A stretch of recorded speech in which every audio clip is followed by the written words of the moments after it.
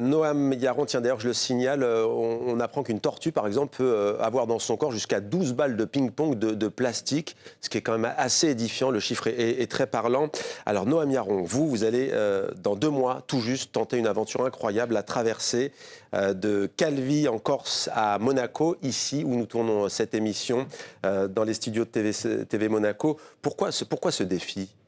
Alors, il s'inscrit, je dirais, dans une série de défis pour la nature que j'ai commencé en 2021. J'ai commencé par traverser le plus grand lac alpin d'Europe, qui est en Suisse, à côté de chez moi. Votre pays natal. Exactement, donc le lac Léman, plus précisément.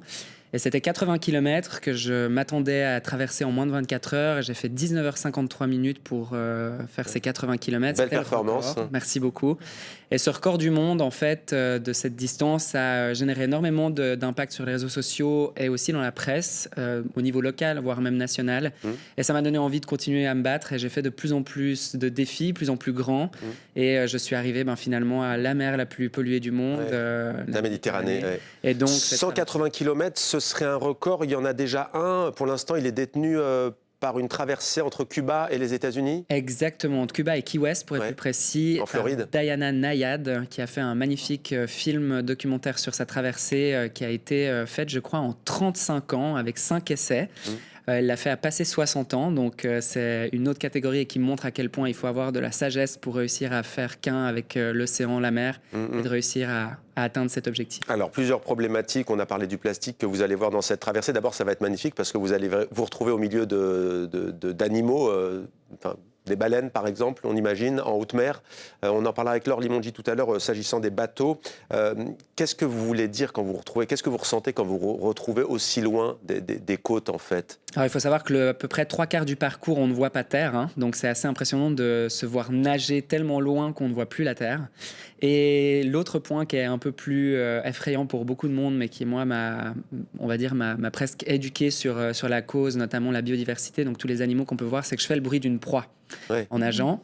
Et du coup, ça attire toutes sortes de faune. Et ça a été incroyable d'être escorté sur certains entraînements par des baleines. C'est vraiment plus riche quand on est loin. Ça veut dire que l'action humaine, elle pèse vraiment. Plus on est près du littoral, plus il y a de dégâts, plus on s'en éloigne, plus il y a encore, on peut dire, du répit pour justement cette biodiversité. Alors, c'est une question qui est un peu plus complexe que ça quand même, puisqu'il y a des courants, des vents qui peuvent faire circuler, si on parle du plastique, certaines concentrations.